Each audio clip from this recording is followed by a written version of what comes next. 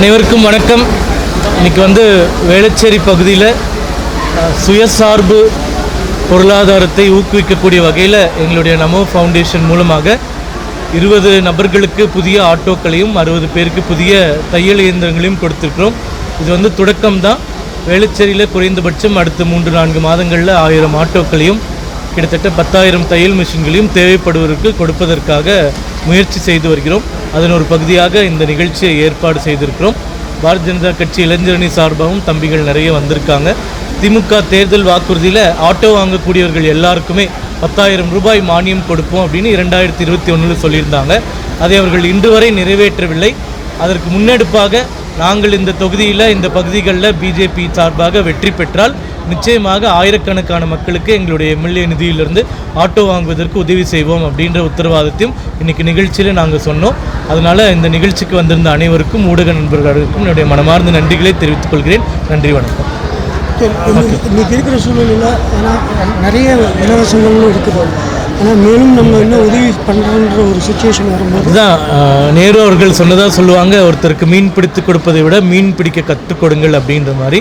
அதனால் இன்றைக்கி இருக்கக்கூடிய பல திட்டங்கள் சுயமாக அவர்களை அவர்களுக்கு வாழ்வாதாரத்துக்கு உதவி செய்கிற மாதிரி இல்லாமல் ஒரு முறை கொடுத்து விட்டு வாக்குகளை வாங்கக்கூடியது கவர்ற அளவுக்கான இலவச திட்டங்கள், பணம் கொடுப்பது, அந்த மாதிரியான ஒரு கலாச்சாரம் இருக்குது. அந்த பணம் கொடுப்பதற்கு கூட இந்த மாதிரி ஒரு பொருள் உதவியாக நம்ம செஞ்சிட்டோம்னா அவர்களுடைய வாழ்வாதாரத்துக்கு உதவியாக இருக்கும் அப்படின்றது தான் முதல்லேருந்து நம்ம சொல்லிகிட்டு இருக்கோம்.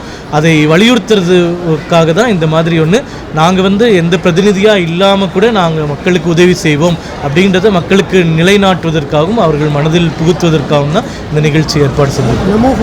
இது தவிர வேறு என்னென்ன கல்வி உதவி தான் குறிப்பாக அடுத்த வாரம் இதே ஞாயிற்றுக்கிழமை தென்சென்னை பகுதியில் அரசாங்க பள்ளிக்கூடங்களில் படித்து 60% மதிப்பெண்களுக்கு அதிகமாக வாங்கிய ஒவ்வொரு மாணவருக்கும் கல்வி உதவித்தொகை, கல்லூரிகளில் படிப்பதற்கான இலவச சீட்டு, அது மட்டும் இல்லாமல் கல்லூரியில் படிப்பதற்கான உதவித்தொகை, இந்த மாதிரி பல முயற்சிகள், பல முன்னெடுப்புகளை தொடர்ந்து செஞ்சுக்கிட்டே இருக்கோம். இதுதான் முதல் முறை கடந்த 16 ஆண்டு காலத்தில் ஒரு மீடியாவெல்லாம் அழைத்து ஒரு நிகழ்ச்சி மாதிரி ஏற்பாடு செய்து பண்ணது. இனிமேல் நடக்கக்கூடிய நிகழ்வுகள் நிச்சயமாக தகவல் எல்லாருக்கும் சொல்லுவோம். ஒன்றிய அரசு திட்டங்கள் நிறைய இருக்குது, இதுமாரி உதவிகள்லாம் இருக்குது, ஆனால் இன்னமும் மக்களுக்கு தெரியாமலும் இருக்குது.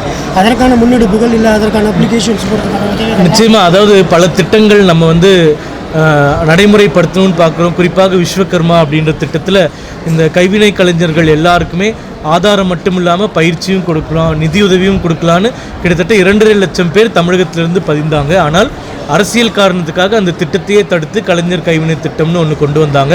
அதில் இன்றைக்கு வரைக்கும் 100 பயனாளிகள் கூட கிடைக்கவில்லை. அதே போன்று மோடி மருந்தகங்கள் அப்படின்னு பிரதமர் இந்தியா முழுக்க கொண்டு வந்தார். தமிழகத்திலையும் ஆயிரக்கணக்கான மருந்தகங்கள் இருக்குது. அதை அதிகமாக கேட்டு பெறாமல் இவங்க முதல்வர் மருந்தகம்னு ஒன்று ஆரம்பிக்கிறாங்க.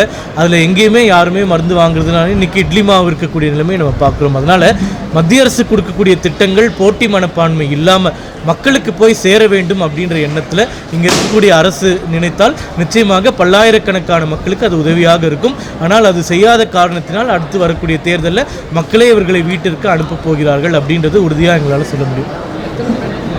ரொம்ப நன்றி.